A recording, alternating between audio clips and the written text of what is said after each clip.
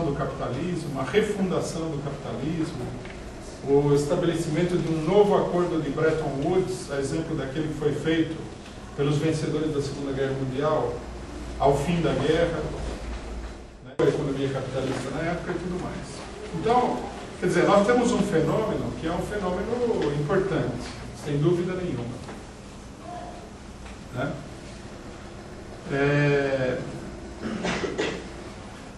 Tudo isso daqui mostra também para nós a complexidade do debate que nós temos pela frente.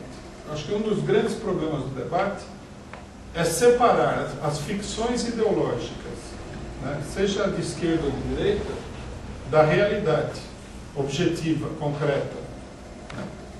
Esse é um problema-chave. Nesse sentido, eu queria começar procurando estabelecer uma ideia que eu acho que é fundamental. Né? Se nós olharmos a imprensa em geral, inclusive a imprensa da esquerda, fala-se em crise econômica. Então não se trata de uma crise econômica. A crise econômica é um aspecto de uma crise geral do capitalismo. De forma nenhuma nós temos apenas uma crise econômica. Quer dizer, não se trata de um movimento que acontece na economia, nos negócios, na realização de lucros, na especulação financeira. Não. Essa é uma crise que tem implicações e se manifesta e se expressa das mais variadas formas políticas, nacionais, internacionais, sociais. Ela tem um caráter concreto, geral. Não se trata de um problema econômico. Por isso também, nessa palestra aqui, talvez a gente decepcione as pessoas que estão esperando uma análise econômica. Também não é o nosso objetivo. Eu vou explicar isso daí um pouco mais à frente. Vocês vejam, por exemplo, que, como demonstração de que não se trata de uma crise econômica, no mesmo momento em que nós temos a eclosão dessa crise, nós temos também uma crise política gigantesca no país mais afetado pela crise econômica. E a crise política, ela não é um resultado exclusivo da crise econômica, não é uma relação de causa e efeito direta, dessa crise econômica, pelo menos. Nós temos uma crise nos Estados Unidos. Nós analisamos aqui, na nossa imprensa, né, as características da eleição norte-americana. Nós colocamos, por exemplo, que a eleição do Obama foi um plano de contingência da burguesia imperialista norte-americana e, até certo ponto, em grande medida, da burguesia imperialista mundial.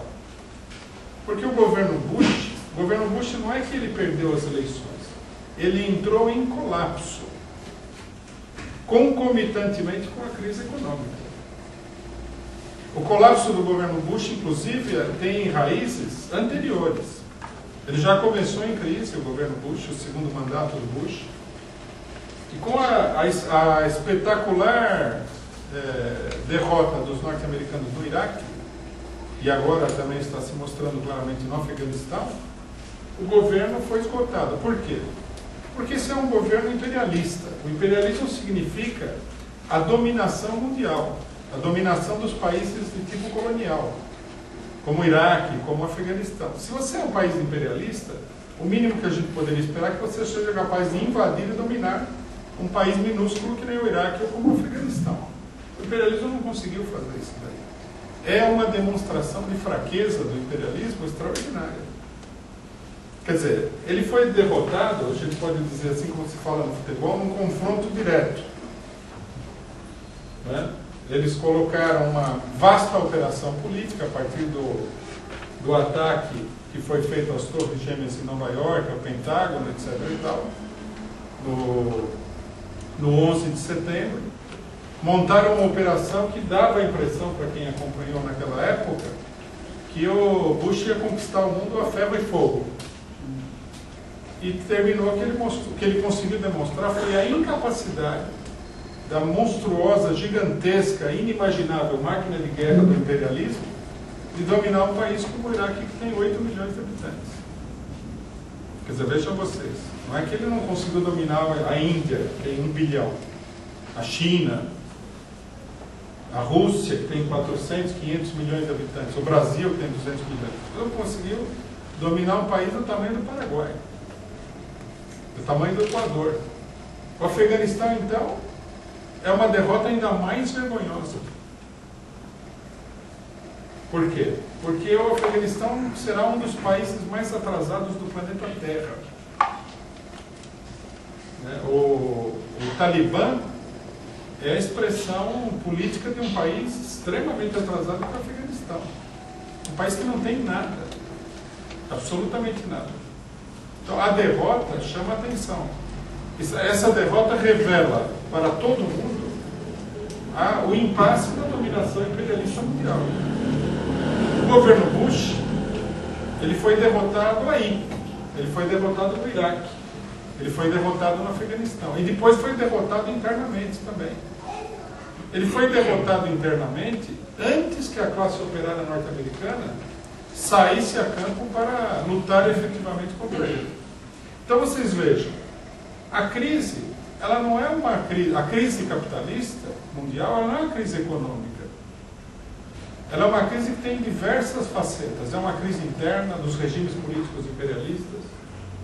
Ela é uma crise de toda a política internacional do imperialismo.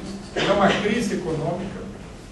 E a crise econômica tem várias e várias consequências que a gente precisaria analisar. Quer dizer, é uma crise de conjunto.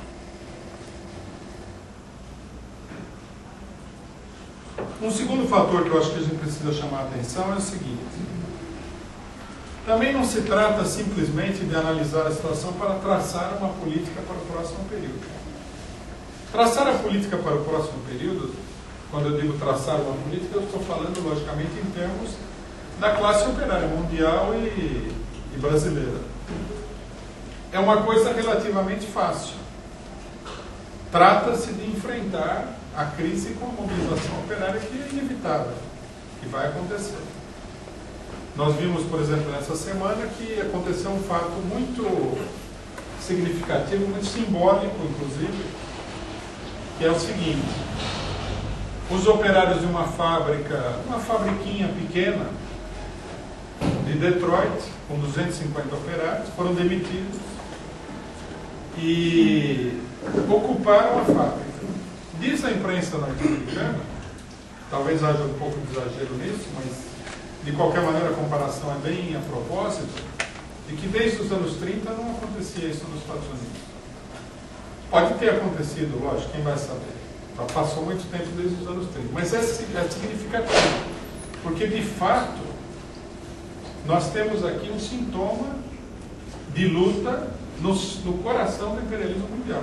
Os operários não só tomaram a fábrica, como saíram vitoriosos. A burguesia correu para evitar, a propagação desse mau exemplo desses operários para outras fábricas. A fábrica fechou e eles acabaram ganhando uma indenização milionária. Quer dizer, é um sintoma. Isso aí mostra também que, potencialmente, um outro lado da crise. A crise nas relações entre a burguesia imperialista norte-americana e a classe operária norte-americana. Uma crise que vem sendo gestada de muito tempo. Então, quer dizer, a política é a política da luta de classes. Logicamente que há mais complexidade do que isso. Mas esse também não é o problema chave, né? O problema é, nesse sentido, mais complexo do que ele parece. O que nós temos aqui, a gente deveria dizer claramente, é uma ampla discussão histórica sobre a evolução e o futuro do capitalismo. Quer dizer, em que um dos propósitos fundamentais do debate, na minha opinião, seria de localizar exatamente onde é que nós nos encontramos na evolução da crise histórica do capitalismo.